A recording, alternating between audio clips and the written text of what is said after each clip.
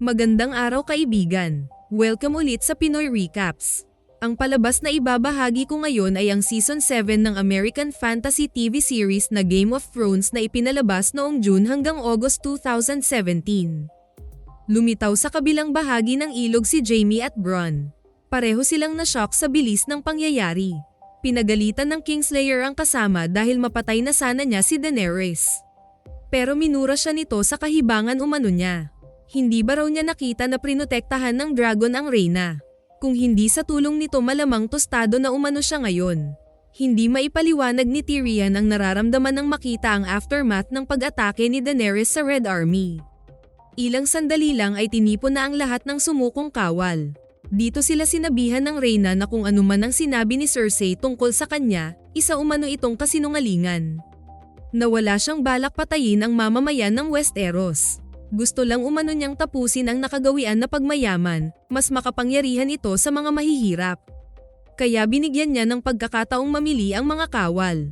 Ang lumuhod o mamatay. Halos kalahati lang sa mga ito ang lumuhod.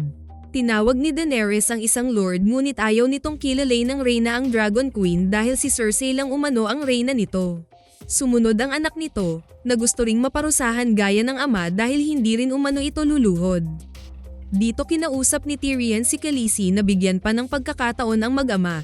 Ikulong daw muna ang mga ito baka paglipas ng ilang araw, magbago rin ang isip ng mga ito. Ngunit pag ganito raw palagi ang gagawin nila, marami umanong aabuso sa chance na ito. Kaya buo na ang desisyon ng reyna. Ilang saglit lang ay hinarap ang dalawa kay Drogon at pinasunog ito ni Daenerys. Dahil dito, lumuhad na ang lahat ng kawal. Nang makabalik si Jaime sa King's Landing, dumiretso agad ito kay Cersei at sinabi ang lahat ng nasaksihan sa pagsalakay ni Daenerys. Kahit pa raw pautangin sila ng libo-libong ginto ng Iron Bank para sa digmaang ito, hindi nila kayang talunin ang Dragon Queen. Kahit pa mag-hire sila ng libo-libong mercenaries, hindi nila kayang talunin ang mga Dothraki. Napakalakas umano ng Dragon Queen, hinding-hindi umano sila mananalo sa labanang ito. Ngunit ayaw bumigay ni Cersei ng ganon-ganon lang. Baka pwede umano nilang kausapin si Tyrion, patawarin ito sa ginawa nito sa kanilang ama at kay Joffrey. Pero dito sinabi ni Jaime na hindi ang kapatid nila ang pumatay sa kanilang anak, si Olenna. Ayaw maniwala ng reyna sa narinig ngunit mariin itong pinatunayan ng Kingslayer. Na kung hindi sila makahanap ng paraan para manalo sa digmaang ito, mauubos din umano ang angkan nila gaya ng mga Tyrell. Kaya sagot ng reyna na wala silang mapagpilian kung makipaglaban o sumuko dahil kamatayan din umano ang patutunguhan nila. Pagbalik ni Daenerys sa Dragonstone, sinalubong siya ni Jon. Dumapo si Drogon malapit sa kinatatayuan ng hari at hindi ito nagpadala ng takot nang makaharap na ang dambuhalang hayop. Sinilip ito ng reyna baka kainin ng alaga ang Lord Commander. Ngunit nagpahawak pala ito kay Jon. Dahil ang hindi alam ng dalawa, naamoy na ni Drogon ang tunay na pagkatao ng hari na may dugo itong Targaryen. Hindi maipaliwanag ng Lord Commander ang nararamdaman ng mahawakan at makita ng ganito kalapit ang alaga ng reyna. Na para bang kilalang kilala siya ng hayop. Maya-maya ay napag-usapan na nila ang nangyari sa High Garden. Sabi ni Daenerys na parehas umano sila ng gustong mangyari, tulungan ang mga tao at ang magkaroon ng kapayapaan. Ngunit sa ngayon umano ay kailangan nilang gumawa ng mga bagay na hindi gusto para ipakita ang kanilang lakas at kapangyarihan. Tinanong niya si Jon tungkol sa nabanggit ni Davos na namatay siya para sa kanyang mga tauhan, ngunit hindi na itong sinagot ng hari. Maya-maya lang ay dinala ng mga Khalasar si Jorah sa harapan ni Daenerys. Masaya at napaiyak ang reyna nang makita si Jorah. Pinakilala niya ang lalaki kay Jon kaya nalaman nitong anak ito ng dati niyang Lord Commander. At sa sobrang tuwa, niyakap ni Khaleesi ang nagbabalik niyang advisor. Nasa wakas ay bumalik na ito na ang ibig sabihin magaling na ito sa iniindang karamdaman. Samantala, naglalakbay si Bran sa kanyang mga ravens papuntang wall hanggang lumagpas na ang mga ito sa matayog na pader. Dirdiretso ang mga ito sa norte hanggang makasalubong ng mga ravens ang army ng White Walkers. Patuloy sa paglipad ang mga uwak nang bigla niyang makasalubong ng tingin ang Night King kaya mabilis siyang bumalik sa sarili. Dito niya inutusan si Maester Wolkan na kailangan nilang magpadala ng mensahe sa lahat na malapit na sa wall ang mga halimaw. Natanggap naman agad ng Citadel ang mensahe ng Winterfell tungkol sa mga White Walkers. Ngunit hindi naniwala ang mga ito dahil ang sulat ay galing umano sa isang lalaking lumpo na sinasabing Three-Eyed Raven. Narinig ni Sam ang tungkol dito kaya nakiusap siya sa Archmaester na huwag baliwalain ang mensahe dahil totoo umano ang Dead Army. Kilala umano niya si Bran na nakita sa labas ng pader. Hindi niya akalaing nakaligtas ito kahit wala itong kasama sa kagubatan ng Norte. Kung magpadala umano ang Citadel ng mensahe sa lahat ng mamamayan ng Westeros tungkol dito, na magpadala ng army sa wall para labanan ang mga halimaw, sigurado umanong maniniwala ang mga tao dahil sa reputasyon ng institusyon. Sumang-ayon naman ang Archmaester kay Sam ngunit sabi din nito na maaari din umanong strategy ito ng Dragon Queen para madali nitong sakupin ang buong Westeros. Dahil dito naiinis si Sam na lumabas ng chamber. Hindi pa rin nawala ang frustration ni Sam sa mga maesters kaya ng gabing iyon bigla siyang nagdesisyon na hindi natutuloy sa kanyang pag-aaral para maging isang maester. Kahit ano-anong trabaho lang umano ang binibigay sa kanya, na hindi naman nakakatulong sa kanyang kinabukasan. Kaya kumuha siya ng ilan pang importanteng libro at mga dokumento para dalhin niya sa kanilang pag-alis sa Citadel. Nang matanggap din ni Jon ang mensahe galing sa Winterfell, binahagi niya ito sa lahat. Buong akala niya patay na ang kanyang dalawa pang kapatid pero masaya siyang buhay pala si Arya at Bran. Ngunit mas natuon ang pansin niya sa isa pang laman ng sulat. Na nakita umano ng kapatid ang pagmarcha ng White Walkers papuntang wall. Kailangan na umano niyang umuwi at paghandaan ang mga halimaw. Lalaban umano sila kung sila-sila lang pero kung sumama ang reyna sa digmaang ito mas mabuti umano. At mas malaki pa umano ang chance nilang manalo kung lahat ng Westeros ang makipaglaban sa Dead Army. Ngunit alanganing umalis si Daenerys sa Dragonstone dahil sigurado umanong sasalakay si Cersei kung malaman nitong nasa north na siya. Pero kinontra ito ni Tyrion. Wala umanong alam ang King's Landing tungkol sa White Walkers. Kaya kailangan umano nilang ipakita sa mga ito na totoo ang Dead Army. Dito nagsuggest ang Hand na kailangan nilang makahuli ng White Walker para dalhin sa capital. Ngunit nagdadalawang isip din sila na baka ipapatay silang lahat ni Cersei pag nakapasok na sila ng King's Landing. Sabi naman ni Tyrion na kailangan niyang kausapin si Jaime. Sigurado umanong makikinig ito sa kanya. Ipapaliwanag niya sa kapatid kung para saan ang gagawin nilang ito, na silang lahat umano ang makikinabang pag nanalo sila sa digmaan. At gagawin nila ito sa paraang alam na alam ni Davos, ang pagiging smuggler nito. Alam umano nito paano makakapasok ng King's Landing na hindi malalaman ng mga guards. Kaya napagkasunduan nilang pumunta sa labas ng wall para manghuli ng isang White Walker. Ngunit ayaw pumayag ni Davos sa gagawin ni Jon. Paano na daw ang North kung mawawala siya? Dito nagsalita si Daenerys na hindi pa nito pinapayagan si Jon na umalis. Pero nagalit siya sa narinig. Hindi na umano niya kailangan ng permission ng reyna dahil siya ang hari ng Norte. Siya lang umano ang naka-encounter sa mga ito. Na nagpunta siya ng Dragonstone sa walang kasiguraduhang makakauwi pa ba siya ng buhay. Ngunit kailangan niyang gawin dahil ito lang umano yung chance na maaring makapagligtas sa kanila. Pinagkatiwalaan umano siya ng North kaya kailangan niyang gawin ang lahat para sa kanyang mamamayan at buong Westeros. Habang wala si Jon, nag-umpisa nang magkaroon ng tensyon ang Lord sa Winterfell. Ngunit malumanay na pinagtanggol ni Sansa ang ginagawa ni Jon dahil para umano ito sa kanilang lahat. Kaya masaya si Arya nang marinig na kahit papano pinagtanggol din ng kapatid ang kanilang hari. Maya-maya lang ay sekretong sinusundan ni Arya si Peter. Malakas ang kutob niyang may pinaplano na namang pamumulitika ang lalaki. Nakita niya ang sekretong mensahe na ibinigay ng Maester sa lalaki kaya nang lumabas ito ng chamber, mabilis siyang pumasok sa loob. At hinanap niya ang mensaheng iyon. Matagal din niyang hinanap ang sulat at nakita niya ito sa gilid ng kama ng lalaki. Hindi siya makapaniwala sa nabasa kaya lumabas agad siya sa chamber. Ngunit ang hindi alam ni Arya, isa pala itong patibong ni Peter. Pinaglaruan nito ang dalawang babaeng Starks para magkaroon ng tensyon ang magkapatid. Nang sumunod na araw, sekreto na ring nakabalik sa King's Landing si Tyrion at Davos. At sa tulong ni Bronn, nagkita din ang magkapatid. Galit si Jaime nang makita ang imp pero alam nitong may katotohanan din ang katwiran nito. Nagusto na ng ama nilang mawala na ang kapatid. Sinabihan ni Tyrion ang Kingslayer na mananalo si Daenerys sa labanang ito. Ngunit saka na umano nila pag-usapan ang kanilang labanan. Mas importante umano ang inuutos ng kanyang reyna bakit siya nakipagkita dito. Samantala, pinuntahan ni Davos si Gendry para isama na ito sa kanilang paglalakbay. Pagbalik nila sa dalampasigan, nakita sila ng dalawang guards pero madali lang itong nalusutan ng lalaki. Ngunit makasalubong ng mga ito si Tyrion kaya dito nagkaroon ng tensyon. Naalala pa rin pala ng mga ito ang utos ng reyna tungkol sa mga dwarfs. Pero para hindi na lumala ang sitwasyon, gumawa na ng paraan si Gendry. Pinalo niya ang mga ito sa ulo at nagmamadali na silang tumakas. Kasunod nito ay kinausap agad ni Jaime si Cersei tungkol sa pag-uusap nila ni Tyrion. Ngunit alam pala ng reyna ang tungkol dito. Nahinayaan lang umano nito na magkita ang dalawa para malaman niya ano ang sadya ng imp sa King's Landing. Gusto umanong makipagkita ni Daenerys dahil sa nalalapit na pag-atake ng Dead Army at magdadala umano ng pruweba ang mga ito para paniwalaan nila. Pero natawa lang ang reyna sa narinig.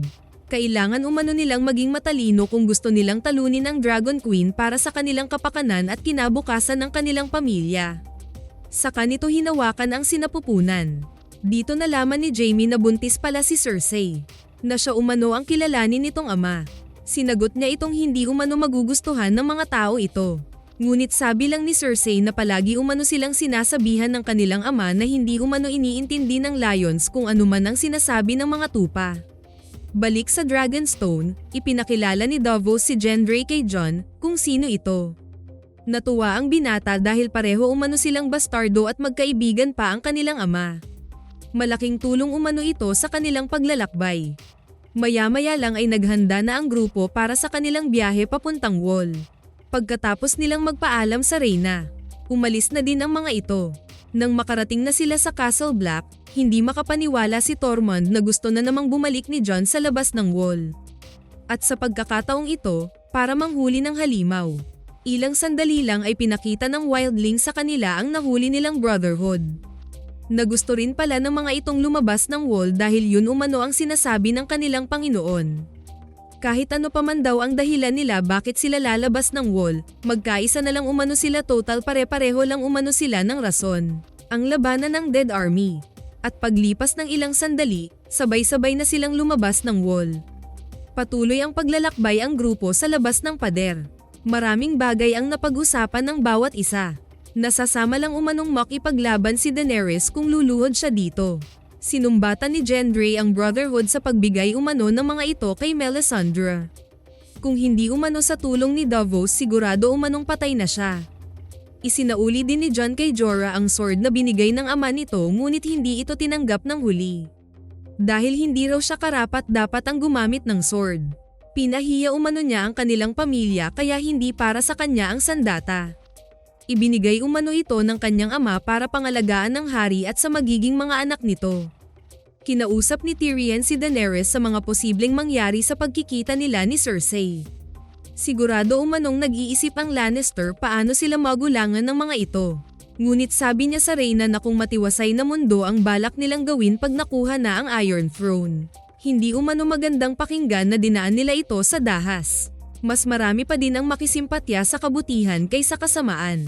Takot at puno ng insecurities ang nasa isipan ni Cersei kaya lahat ng kasamaan ay kaya nitong gawin. Pero hindi umano ibig sabihin na tapatan nila ang mga negatibo nitong ginagawa. Kinausap na umano niya si Jaime na as much as possible pair-alin nila pareho ang diplomasya. Kaya sabi niya kay Khaleesi na huwag magpadala sa init ng ulo kung sakali mang matrigger siya ng kapatid. Kung papatulan umano nila ang kasamaan ni Cersei, wala na rin daw silang pinagkaiba dito. Samantala sa Winterfell, kinumpronta ni Arya si Sansa tungkol sa nakita nitong sulat sa chamber ni Peter. Ito yung mensahe niya kay Robb noon na pumunta ito sa King's Landing para mangako ng loyalty kay Joffrey bilang hari. Inutusan umano siyang isulat ito para makaligtas ang kanilang ama sa akusasyong treason. Ngunit hindi naniniwala si Arya sa kanya, na kung ito umano ang nasa sitwasyon niya, hindi umano ito magtraidor sa kanilang pamilya. Napipiliin pa rin nito ang kanilang pamilya. Ngunit iba daw siya. Isinantabi ang kapakanan ng pamilya para sa sariling pangarap na maging reyna. Noon pa man daw ay iba na siya sa kanilang magkakapatid, na mas inuuna umano niya ang sarili kesa pamilya nila.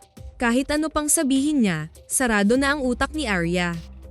Kaya sinabihan niya ang kaharap na ganito ang gustong mangyari ni Cersei, na mag-away-away silang magkakapatid para tuluyang masira ang Stark.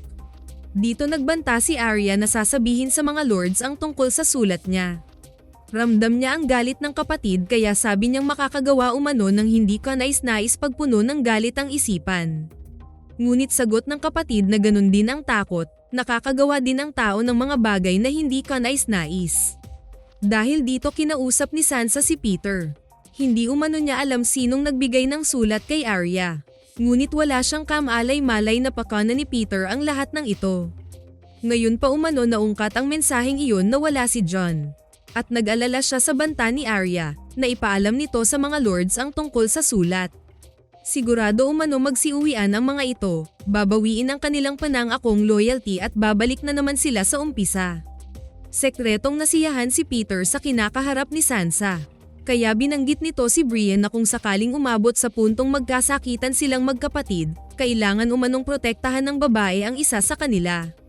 Paglipas ng ilang oras na paglalakbay, nakakita rin sila ng isang grupo ng White Walkers. Kaya gumawa sila ng patibong para lumapit ang mga ito sa kanila. At nang makakuha na sila ng tiyempo, dito na sila umatake. Ilang saglit lang ay naglaban na ang dalawang grupo. Pero nang mapatay na ni Jon ang kanilang leader, sumabog din lahat ng mga kasama nito. Ngunit may isang natira, kaya naisip nila na ibang leader ang bumuhay sa isang ito. Dito nila pinagtulungang atali ang halimaw. Pero bago pa man nila natakpan ang ulo nito, malakas pa itong nakasigaw at narinig pa ito ng mga kasamahan. Ilang sandali lang ay dumadagundong na ang paligid sa mga tumatakbong Dead Army patungo sa kinaroroonan nila. Alam ni Jon na kailangan na nila ng tulong kaya mabilis nitong inutusan si Gendry na bumalik ng Castle Black. Ito umano ang pinakabata kaya mas mabilis itong tumakbo. At magpadala raw agad ito ng Raven kay Daenerys. Kaya tumakbo na agad ang binata. Mabilis ding tumakbo ang grupo patungo sa gitna ng isang lawa. Natigilan sila sandali dahil nagbitak-bitak ang inaapakan nilang ice. Ngunit dahil sa sobrang daming Dead Army ang patungo sa kanila, napilitan silang magpatuloy sa pagtawid papunta sa bato na nasa gitna ng lawa. Inabutan ng isa nilang kasama, dahil dito tuluyan ng bumigay ang malambot na ice at nalunod ang mga White Walkers. Pagdating nila sa gitna, nakapalibot na sa kanila ang mga halimaw at maswerte silang hindi pa tuluyang tumigas ang tubig ng lawa. Habang si Gendry naman ay walang tigil sa pagtakbo pauwi ng Castle Black. Madilim na nang dumating ang binata sa malaking gate ng wall. Sinalubong naman agad ito ng Watchers at ni Davos. Nagkautal-utal na sinabi ni Gendry na kailangan nilang magpadala ng Raven kay Daenerys.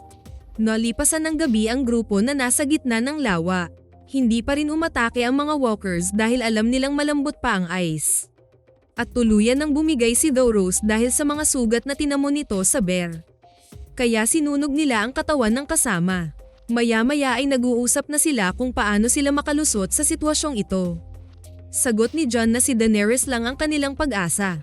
Sagot naman ni Beric na kung mapatay nila ang Night King, matatapos din umano ang lahat ng ito. Ngunit sabi ni Hound na patay na si Thoros. Wala na umanong bubuhay pa kay Beric kung sakaling mamatay na ang lalaki. Balik sa Winterfell, isang mensahe ang natanggap ni Sansa galing sa King's Landing. Isa umano itong imbitasyon, pero si Brienne ang pinapapunta niya sa capital. Ayaw umano niyang bumalik doon hanggat si Cersei ang reyna. Ngunit natatakot ding iwan ni Brienne ang babae na kasama si Peter. Isa umano itong traidor. Gusto siyang pabantayan ni Podrick ngunit ligtas umano siya sa pamamahay niya kaya wag na daw mag-alala ang babae sa kanya. Nang araw ding iyon, natanggap na ni Daenerys ang mensahe ng Castle Black. Dahil dito nagdesisyon agad itong puntahan ang grupo ni Jon para tulungan. Ngunit kontra si Tyrion sa gagawin ng reyna. Paano daw kung mawala siya, matatalo umano silang lahat. Alam daw ni Jon ang patutunguhan ng kanilang paglalakbay kaya hayaan na lang daw umano ito ni Khaleesi. Pero sinagot niya ang kanyang hand na nakinig siya dito noon na walang gagawin, ngunit ayaw niyang maulit na wala pa rin siyang gagawin ngayon. Ilang saglit lang ay mabilis nang lumipad ang tatlo. Habang ginaw na nagaantay ang grupo ni Jon na ma-rescue ng Dragon Queen. Nakapalibot pa din ang Dead Army sa kanila at nag-aantay ng pagkakataong makalapit na sa kanilang kinatatayuan. Ngunit dahil nababagot na si Hound, binato niya ang mga bangkay. Tinamaan niya ang isa sa unang bato, pero medyo malaki na ang pangalawang hinagis niya kaya dito nila na lamang tumigas na din ang tubig sa kanilang paligid. Dahil dito, napanganga silang lahat ng paisa-isa nang lumapit ang mga White Walkers sa kanila. Ang paisa-isa ay dumami na rin. Walang tigil ang pagsalakay ng mga halimaw. Kalaunan ay dinumog na rin sila ng buong army. Kaya sinubukan nilang umatras pa sa pinakadulo ng bato. Nang akala nilang lahat ay wala na silang pag-asa, dito na biglang dumating si Daenerys. Sinunog ng reyna ang lahat ng nakapalibot sa kanila. Kaya natunaw din ang nagyelong tubig sa kanilang palibot. Dito dumapo si Drogon sa kinatatayuan nila para makasakay silang lahat, ngunit hindi agad nakaakyat si Jon sa dragon dahil sa mangilan-ngilang umaatake sa kanila. Ang hindi alam ni Daenerys, pinupunterya na pala ng Night King ang isa sa kanyang mga alaga. At ilang saglit lang, tinamaan nga ito ng sibat kaya mabilis itong bumagsak at sumadsad sa nagyayelong tubig. Nakita pa nila itong nawalan ng buhay at tuluyang nalunod sa lawa. Walang nagawa si Daenerys kundi mapaiyak at panoorin ang pagkamatay ng isa sa kanyang mga anak. Habang galit na galit din si Jon na nakatingin sa hari ng Dead Army. Pero bigla siyang natigilan nang kumuha ulit ito ng isa pang sibat. Dito na niya sinigawan ng reyna na umalis na sila. Nakita ni Khaleesi na papunta na si Jon sa kanila pero bigla itong sinunggaban ng dalawang White Walkers kaya nahulog ito sa tubig. Ngunit nang makita niya ang bitbit ng Night King dito na sila mabilis na lumipad. At mabuti na lang na nakaiwas si Drogon sa sibat na binato ng hari. Nilingon ng reyna ang pinanggalingan at inisip na wala na si Jon at ang isa niyang dragon. Maya-maya lang ay nagsiyalisan na ang Dead Army sa lugar. Ngunit makalipas ang ilang sandali, lumitaw na rin si Jon.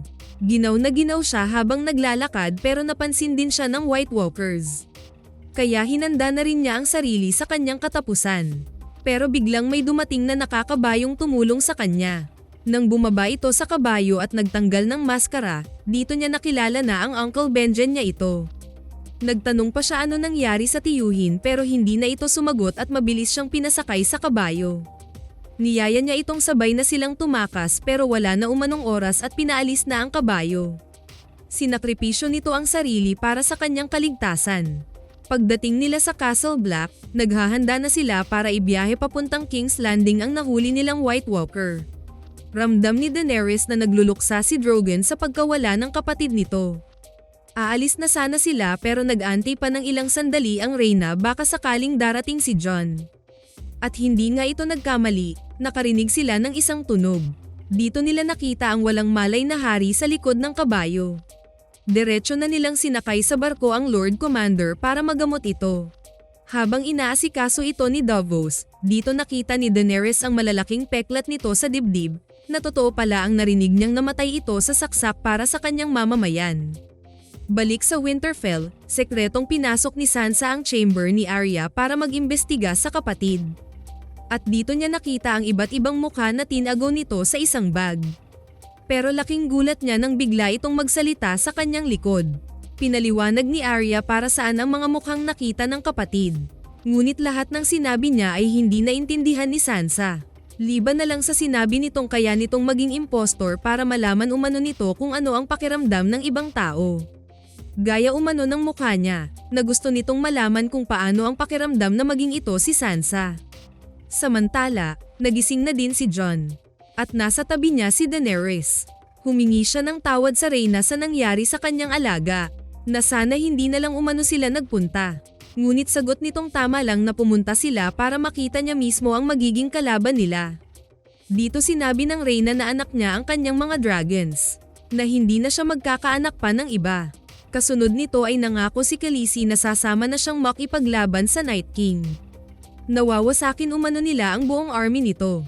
Natuwa si Jon sa narinig at nagpasalamat ito sa kanya sabay banggit ng pangalang Dany.